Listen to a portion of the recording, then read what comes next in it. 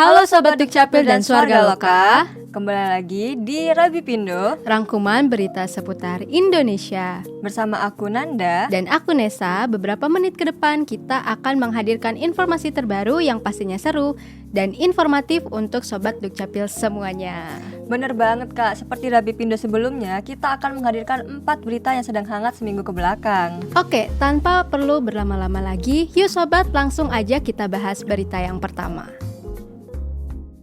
Kali ini kita akan membahas berita yang cukup serius nih Kak. Dilansir dari Liputan 6, ancaman rabies di perbatasan Indonesia dan Malaysia, tepatnya di Badau, Kabupaten Kapuas Hulu, Kalimantan Barat. Rabies itu bukan sekedar cerita lama. Hingga Maret 2025, Dinas Kesehatan Kalimantan Barat mencatat ribuan kasus gigitan hewan penyebab rabies. Dan yang bikin miris nih Kak, 5 nyawa sudah melayang, 5 keluarga kehilangan tawa sebab satu virus yang menyerang syaraf. Rabies ini nyaris tak ada penawarnya.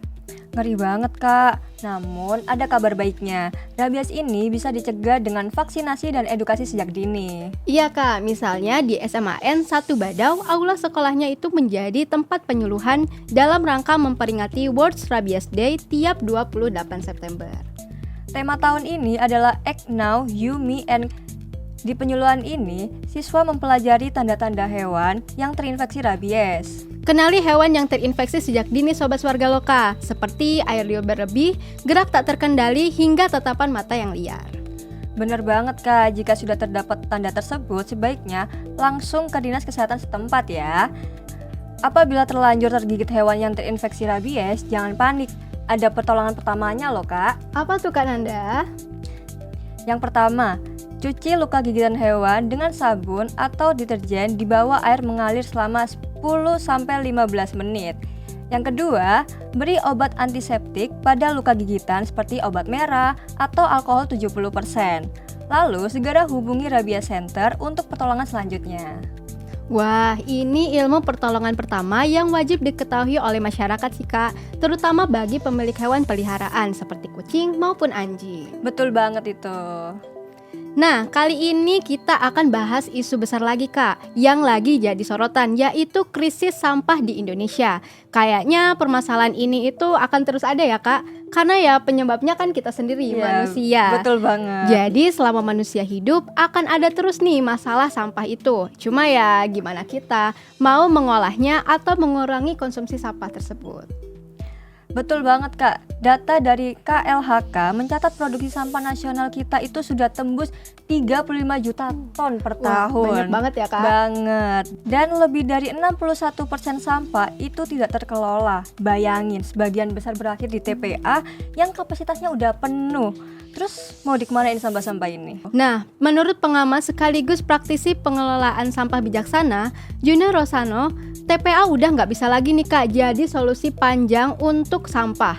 Karena membuka lahan baru itu rawan konflik sosial dengan masyarakat plus resiko pencemarannya juga. Makanya, solusi yang lebih banyak diperbincangkan itu adalah Waste to Energy atau WTE. Dengan teknologi ini, sampah yang tadinya menghasilkan metana bisa diolah jadi energi. Hah? WTE itu apa Kak? Waste to Energy atau WTE adalah sistem yang bikin sampah itu bisa berubah jadi energi. Jadi, sampah rumah tangga itu dikumpulin dulu terus dipilah.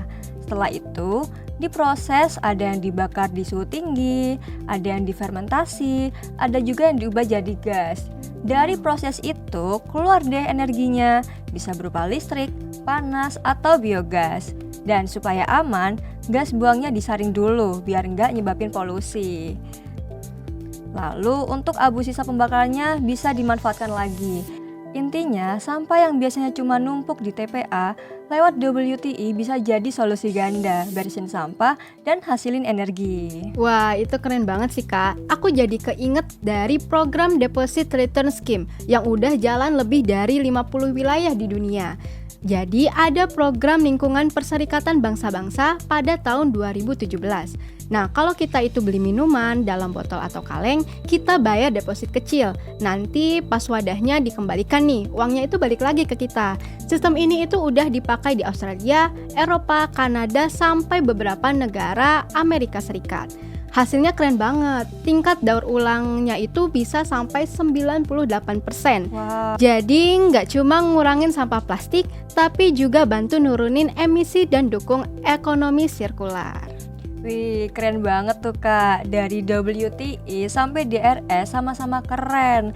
Tapi kita ini sebagai warga dunia juga harus mendukung program ini Kak. Dengan cara apa? Dengan cara membawa tumbler, botol minum sendiri. Kakaknya bawa tumbler nggak nih? Bawa dong Kak, tuh aku bawa sama. tumbler. Nah, berita ketiga ini kita datang dari dunia perfilman Indonesia nih Kak. Kita mau ngobrolin satu film Indonesia yang baru aja turun layar. Judulnya Tinggal Meninggal alias Tingning. Ya bener banget nih Kak. Ini itu film debut dari Kirsto Immanuel sebagai sutradara dan diproduseri oleh Ernest Prakasa bareng Dipa Andika lewat rumah produksi Imaginary yang tayang perdana pada 14 Agustus 2025 lalu, yang sekarang udah resmi pamit dari bioskop. Sayangnya, selama penayangan, Tingning cuma berhasil meraih sekitar 184.960 penonton. Padahal kalau dilihat dari ceritanya tuh, Tingning ini cukup unik loh Kak. Jadi, Tinggal Meninggal ini mengisahkan seorang pemuda yang bernama Gema yang selalu merasa diabaikan. Hingga saat ayahnya meninggal, saat itu ia merasakan perhatian dari orang-orang sekitarnya, terutama orang-orang kantornya itu Kak, teman-teman kerjanya. Namun setelah beberapa saat itu perhatiannya mulai berkurang dan dia berpikir gimana sih aku biar dapat perhatian seperti itu lagi. Nah, akhirnya disitulah ide gila itu muncul.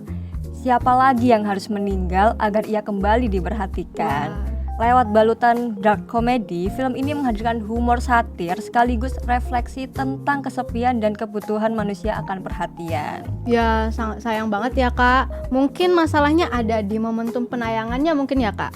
Karena kayaknya bareng sama Demon Slayer kemarin itu. Bener banget Kak, bisa jadi Tingning ini nanti lebih diapresiasi ketika masuk platform streaming ya. Karena kadang film kayak gini lebih cocok ditonton berulang-ulang kali. Terus jadi bahan diskusi pencinta film Kak. Setuju Kak. Jadi buat kalian yang belum sempat nonton di bioskop, tunggu aja ya kabar film ini rilis di platform streaming. Jangan sampai kelewatan ya.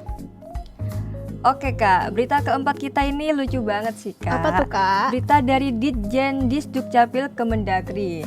Ternyata di Indonesia itu ada loh nama yang 69 huruf, 78 karakter. Namanya itu Engkang Sinuhun Kanjeng, Pangeran Gagak Handoko, Hadiningrat Putro Sabdo Langit. Set Kak, panjang bener ya itu namanya. Emangnya boleh ya Kak kalau namanya itu sepanjang itu? Sebenarnya nggak boleh Kak, karena untuk pencatatan di akta kelahiran maksimal 60 karakter udah sama spasinya. Wih, dibatasin ya Kak untuk pemberian nama anak ya Kak? Iya betul banget Kak, nanti kayak gitu kejadiannya, namanya jadi itu susah untuk diucapin. Coba Kak Nesa sebutin lagi, pasti nggak ingat. Iya sih susah, makanya Sobat Dukcapil kalau kita bikin akta kelahiran untuk anak nanti namanya jangan sampai lebih dari 60 karakter ya. Betul banget. Ya sayangnya itu berita terakhir kita di Rabi Pindo kali ini Kak. Semoga informasi yang kami berikan bisa menambah pengetahuan dan kesadaran kita bersama tentang perkembangan terkini di Indonesia. Biar teman-teman gak ketinggalan informasi juga, ikutin terus akun media sosial kami, YouTube channel kita @swargalokasby, Instagram kita @dispendukcapil.sby dan @swargaloka.sby, juga TikTok kita @swargaloka.3578. Oke, sekian Rabi Pindo kali ini. Aku Nanda. Aku Nesa, pamit undur diri. Bye-bye.